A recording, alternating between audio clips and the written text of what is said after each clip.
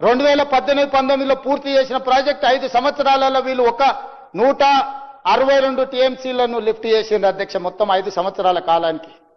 అందులో 10-15% ఎవాపరేషన్ పోతే నికరంగా మిగిలింది 100 టీఎంసీలు ప్లస్. ఈరోజు ఆ 100 టీఎంసీలు 5 ఏళ్లలో ఎత్తుతే కరెంటు బిల్లు 9,500 కోట్ల రూపాయల అధ్యక్ష. ఇక ఇప్పుడు మీరు చెప్పండి అధ్యక్ష, 3,460 మెగావాట్లతోనే నిర్మించి గ్రావిటీ ద్వారా తుమ్మిడియేటి నుంచి శ్రీపాదెల్లంపల్లికి నీళ్లు తెచ్చుకొని అక్కడి నుంచి తెలంగాణ రాష్ట్రంలో 16,40,000 ఎకరాలకు నీళ్లు ఇచ్చే ప్రాజెక్ట్ అవసరమా? 8,450 మెగావాట్లతోని మేడిగడ్డ అన్నారం సుందిళ్ల దగ్గర లిఫ్టులు చేసి పంప్ హౌజులు పెంచి కాంట్రాక్టులు పంచి 1,000 కోట్లు కొల్లగొట్టి ఈరోజు తెలంగాణ సమాజానికి ఒక గుదిబండగా మార్చిన కాళేశ్వరం ప్రాజెక్టులో మీరు చేసిన అవినీతి పట్ల విచారణనే జరగొద్దు అని ఈరోజు అడ్డుపడితే దీన్ని ఏ రకంగా తీసుకోవాలి అధ్యక్ష? అందుకే అధ్యక్ష, ఈరోజు ఎవరేమన్నా చులకన చేసి మాట్లాడినా, అవమానకరంగా మాట్లాడినా కూడా మేము ఓపికతో ఎందుకుంటున్నామంటే మేము ప్రజలకు జవాబుదారితనంగా ఉండదలుచుకున్నాం అధ్యక్ష. ఇక్కడున్న సభ్యులకు అవహేళన చేయొచ్చు, ఈ అవహేళన మాకే పరిమితమైంది. కానీ మా నిర్ణయంలో లోపం ఉంటే తెలంగాణ సమాజం మమ్మల్ని ఎప్పటికీ క్షమించదు. శాశ్వతంగా దోషులుగా మేము నిలబడాల్సి వస్తుంది. ఈరోజు ఈ దుర్మార్గాన్ని ప్రశ్నించడానికి, దుర్మార్గం మీద విచారణ చేయడానికే ఈరోజు అన్ని రకాలుగా మేము ప్రయత్నం చేసినాం అధ్యక్ష. నేను వివరణ ఇచ్చే ముందే నీటి లభ్యత ఎట్లుంది, నిధుల లభ్యత ఎట్లుంది, ప్రాజెక్టులు పేరు మార్చి ఊరు మార్చి అంచనాలు మార్చి పాల్పడ్డ అవినీతి మీద అన్ని రకాల వివరాలు నేనే కాదు, బట్టి విక్రమార్క గారు, శ్రీధర్ బాబు గారు, ముఖ్యంగా మా ఉత్తమ్ కుమార్ రెడ్డి గారు అన్ని వివరాలను సంపూర్ణంగా ఈ సభలో చెప్పారు. అదేవిధంగా మా మిగతా మంత్రులు సభ్యులందరూ కూడా మాట్లాడినారు.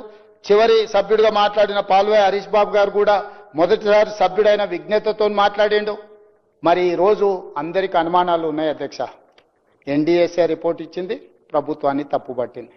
విజిలెన్స్ అండ్ ఎన్ఫోర్స్మెంట్ నివేదిక ఇచ్చింది, ఆనాటి ప్రభుత్వాన్ని తప్పుపట్టింది, పెద్దల్ని తప్పుపట్టింది.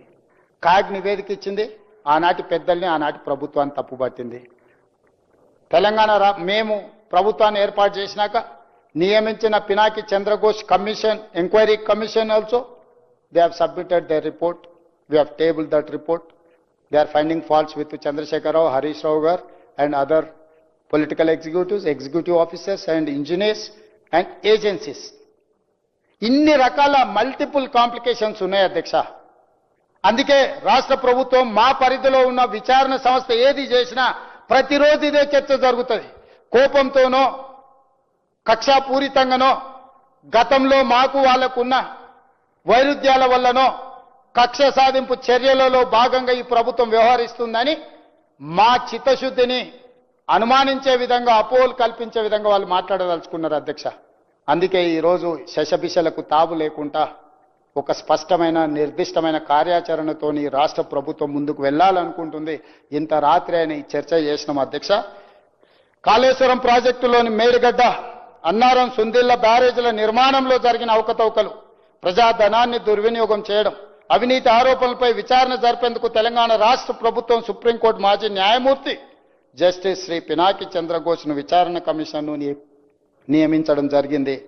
విచారణ కమిషన్ తన నివేదికను జూలై 31, 2025న ప్రభుత్వానికి సమర్పించింది. ఆగస్టు 4, 2025న జరిగిన మంత్రిమండలి సమావేశంలో ఈ నివేదికను ఆమోదించింది. తదుపరి చర్చ జరిపేందుకు అసెంబ్లీలో ప్రవేశపెట్టాలని మంత్రిమండలి చేసిన తీర్మానం ప్రకారం ఈ రోజు ఈ నివేదికపై ఈ రోజు ఈ శాసనసభలో చర్చ జరిగింది. నిన్న మొదలై ఈ రోజు వరకు చర్చ చేసినాం అధ్యక్ష. నాకు తెలిసి చరిత్రలో చాలా అరుదైన సందర్భము, 1 తారీఖుతో మొదలై ఇంకొక తారీఖు వరకు చర్చ జరగడం ఒకే అంశం మీద అనేది.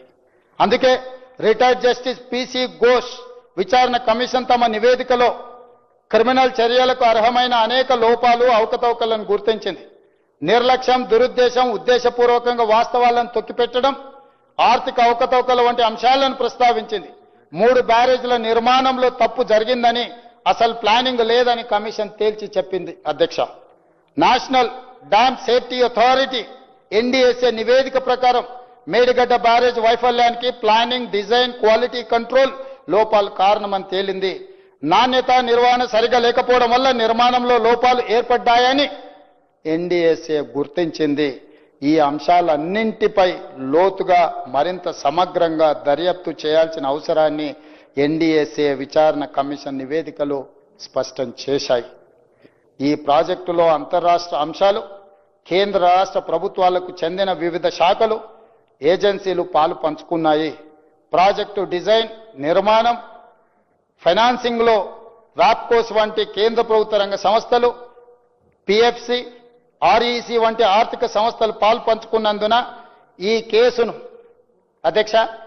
కేసును సెంట్రల్ బ్యూరో ఆఫ్ ఇన్వెస్టిగేషన్ కి అప్పగించడం సముచితము.